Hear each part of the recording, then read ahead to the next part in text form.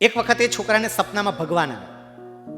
ભગવાન સપનામાં આવ્યા ને એટલે મનમાં જે વિષય રમતો હતો એમને ભગવાનને જ સીધું પૂછી લીધું, પ્રભુ મેં એવું સાંભળ્યું છે કે તમે દરેકે દરેક વ્યક્તિનું નસીબ પહેલેથી લખી રાખો છો, આ વાત સાચી? ભગવાન કે બિલકુલ સાચી. પેલો છોકરો કે પ્રભુ તમે ક્યારે લખો નસીબ?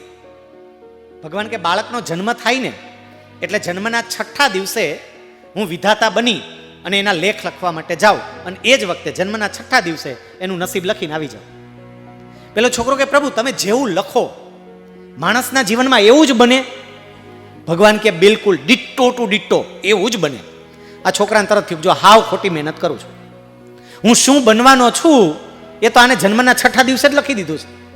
પછી વિચાર થયો મારા જીવનમાં શું લખાયેલું હશે, એટલે એમણે ભગવાનને એવું કહ્યું, પ્રભુ તમે જે આ લખો એ સાચવીને રાખો ખરું? ભગવાન કે રાખવું જ પડે, માણસનું કાંઈ નક્કી નહીં. કાલ સવારે મને કોર્ટમાં ઊભો રાખે કે મારું આવું નસીબ લખ્યું હતું સાબિત કરો, હું બધું સાચવીને રાખું છું.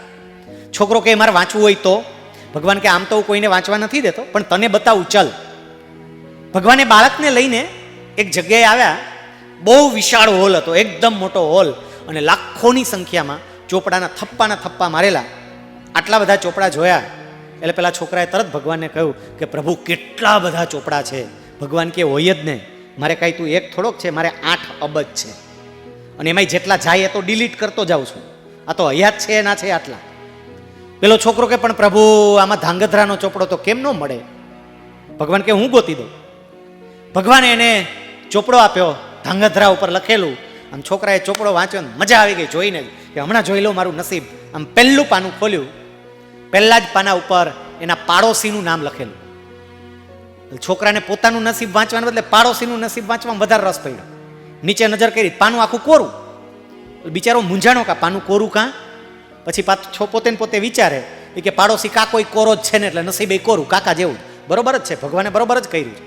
પછી બીજું પાનું, ત્રીજું પાનું ઉથલાવતો ગયો, બધામાં નામ લખેલા, પાના કોરા. તો એને વિચાર આવ્યો કે ભગવાન ધાંગધ્રાવાળા નસીબ નહીં રખતા હોય, આ બધા પાના કોરા છે. એટલે એને બીજા શહેરનો ચોપડો જોયો, બીજા રાજ્યનો ને બીજા દેશના ચોપડામાં પણ નજર નાખી, પણ બધામાં એક જ સરખું નામ લખેલા, પાના કોરા. પછી એ છોકરાએ ભગવાનને કીધું, પ્રભુ અમે માણસો તો એકબીજાને ઉલ્લુ બનાવીએ, તમે ભગવાન ઉઠીને ઉલ્લુ બનાવો છો? ભગવાન કે કેમ આમાં ઉલ્લુ જેવું શું? તો કે ઉલ્લુ નહીં તો બીજું શું? તમે એમ કહો છો નસીબ લખું છું, લખ્યું કઈ છે નહીં, પાના કોરા છે. ભગવાન કે ન વાંચી શકાય એવી શાહીથી માત્ર એક જ શબ્દમાં નસીબ લખો. છોકરો કે પ્રભુ આ તો હવે હદ થાય છો. કોઈ વ્યક્તિ 25 વર્ષ જીવે, કોઈ 50, કોઈ 75, કોઈ 100, અને આટલા લાંબા આયુષ્ય દરમિયાન એ શું કરવાનો છે એ તમે એક શબ્દમાં કેવી રીતે લખો? ભગવાન કે એટલે જ ભગવાન છું, એક જ શબ્દમાં લખું. છોકરો કે લખો છો શું એ તો કોને? વિદ્યાર્થી મિત્રો સાંભળજો હવે ભગવાન જે જવાબ આપે છે. ભગવાને કહ્યું, કોઈ પણ બાળકનો જન્મ થાય એટલે જન્મના 6થા દિવસે વિધાતા બની અને એના લેખ લખવા માટે જાઓ. એક જ શબ્દમાં એના લેખ લખું અને એ શબ્દ છે તથાસ્તુ, તારી ઈચ્છા પ્રમાણે. આટલું લખી અને આખું પાનું કોરું મૂકી દઉં. જેને પોતાનું નસીબ જેવું લખવું હોય એવું લખવાની છૂટ. હું તો ખાલી માત્ર આશીર્વાદ આપું છું. વિદ્યાર્થી મિત્રો સમજજો,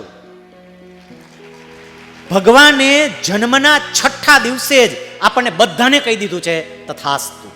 જન્મના 6થા દિવસે. હવે શું જોઈએ છે એ આપણે નક્કી કરવાનું છે. આજે કોઈ પણ વ્યક્તિ સફળતાના શિખર પર બેઠી હોય ને તો એ નસીબ પણ એને પોતે જાતે લખેલું હશે, અને કોઈ વ્યક્તિ નિષ્ફળતાની ઊંડી ખાઈમાં પડી હોય ને તો એ નસીબ એને પોતે જ લખ્યું હશે. મારું નસીબ મારે પોતે લખવાનું હોય છે, અને મારું નસીબ લખવા માટે હું શું કરું? હું એવું શું કરું કે મારું નસીબ શ્રેષ્ઠતમ લખી શકું?